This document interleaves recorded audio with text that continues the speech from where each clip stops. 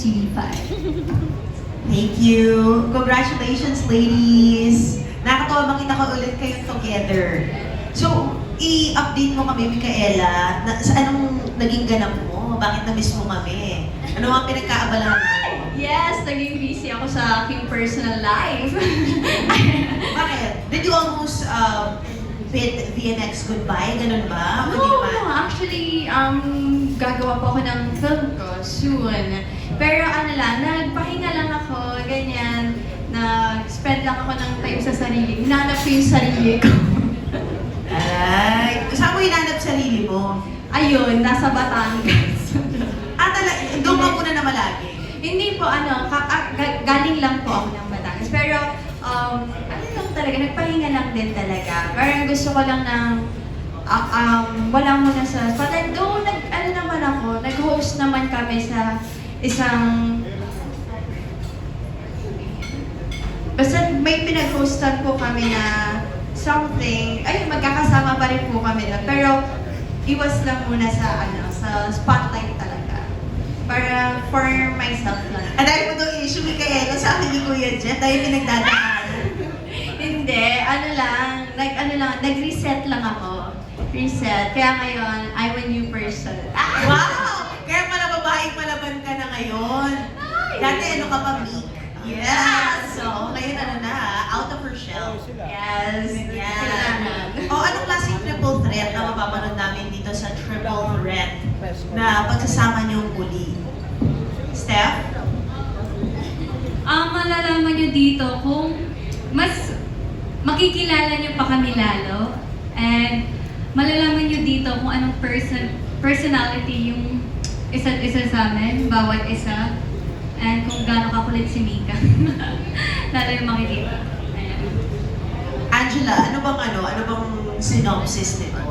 Ayun, since this is a BMX special interest, so it's all about hosting, mala docu type kasi nag-recall kami ng mga films that we did before.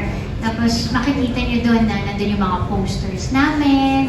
And then meron kami mga interview each about the film, how was the experience, what's your favorite position, what's your favorite love scene, sino yung mga dream mong maka-work or maka-love scene. So, doon po masasagot lahat. And marami pang mga tanong na or activity yung ginawa namin kasi yung focus namin ng tatlo. Kasi malalaman nyo sino yung mas ganito, sino yung mas yun. Yung ganun po. Ayan. And since more than 5 years na rin kayo sa BMX, kamusta at yung mga parang balik-tanaw sa inyong magkakapatid at sa career nyo? Kamusta yung naging evolution nyo together on screen and of course on BMX? Yes, actually, this is our 5th year po. Ayan, and 5th year natin this year. Isa nung nag-sign po kami, it was pandemic. And then, nauna po yung dalawang sisters ko, then sumunod ako. And we're very grateful and very, very happy with our career at kung ano yung naging outcome niya. Kasi talagang nagtuloy-tuloy kami eh. Nagkaroon kami ng movie together, ang dami na rin po namin na-achieve, marami na rin kami nagawa sa buhay, tumanda na kami. Well, aside from that, marami na rin kami naipon. Ayan, sobrang nagpapasalamat ako with my Viva family kasi never talaga kami nabakante. And kung yung sabi ni Mika na miss nga po niya kayo kasi kakabalik lang po ng press con natin. And then, nag-hosting kami for quite some time, almost 9-10 months po yun. Kaya masayang-masaya kami with our projects with Viva. Thank you! Gusto mo sumagot? Hindi, okay na yan. I second the motion. Okay, thank you. Thank you. That was Miss MJ Marfori of TV5. Up next, we have Richard Padlicawan of Lionheart TV.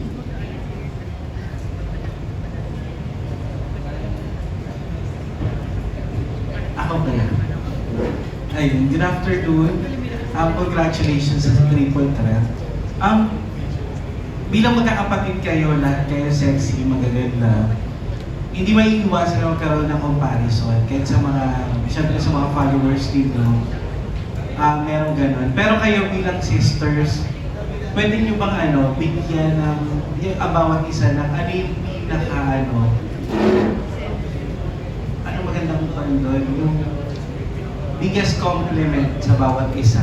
And kung i-compare nyo yung isa't isa, ano yung parang pinaka-angat kayo?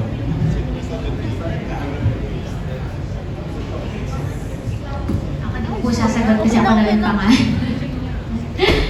Ayun, dahil pinalaki ko tong mga to, magkakaiba nga po talaga yung personality nila. Si Steph po kasi very shy type siya, very nonchalant. Pero kung makikilala niyo po siya, sobrang daldal niya, sobrang ingay niya. And siya yung hindi sweet eh. Actually siya yung pinakapalaban. Oo. Siya yung pinakapalaban. Si Mika po, very sweet na tao. Kasi kapag magkakasama kami sa kama, si Mika po talaga yung mayakap sa akin. Halos pumatong na po talaga siya sa akin. And then, yun, lagi niya akong kinikiss, sinahag. Very sweet po si Mika. Si Steph po yung palaban for me. Hindi lang halata. Ibang pala ba yung inaano nila? Na yun po. Ayun. Ako! Ako po, so sinagot mo kasi yung mga ako gusto ko yung wisdom ni Ate Angela. Gusto ko yung smart siya sumagot kasi ako very dire-diretso kasi yung bibig ko eh. So, wala akong preno minsan. So, gusto ko yung sa kanya may wisdom siya, meron siyang iisipin niya muna talaga kung anong isasagot niya. Kasi ako wala kasi akong paki sa kahit anong isagot ko eh. Tapos si Steph naman, anong gusto ko sa iyo? Gusto ko yung mukha niya kasi kamukha ko siya. Hindi sa ugali. Maganda ugali ni Steph. Funny siya nang hindi niya alam. Meron siyang mga ganon. Pero hindi siya like, ayun nga, very shy siya in public. Pero sa sa physical, gusto ko yung chest ni Steph. Gusto ko yung balakang ni Ate. Sa akin na yung bewang. Yun lang po. For me naman po, si Angela talaga yung sobrang matured sa amin. Siya yung nagtuturo kung anong dapat gawin. And siya talaga yung ate para sa amin. And then si Mika naman, alam niyo yun, palaban siya sa makikita niya sa panlabas, pero sa panloob talaga sobrang soft niya.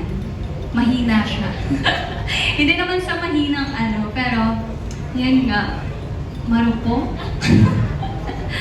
Tsaka super sweet talaga ni Mika. Minsan naiinis na ako na parang, ano ba to? Ang clingy-clingy, ang sweet, ganyan-ganyan. Kahit sa public, ayan. Tapos kapag hindi siya kinis, parang siyang magtatampo. Ayun, tampuhin siya. And then sa akin, ayun nga, sobrang mahiyain ko. Sa iba. Pero pag dating talaga sa family or magiging close na talaga ako, sobrang kulit ko din. Kaya, ayun. And then sa physical naman, yes, tama si Mika. Balakang, Angela, sabat, and I think sa akin na lang yung chest. Thank you. And sinabi nyo nga,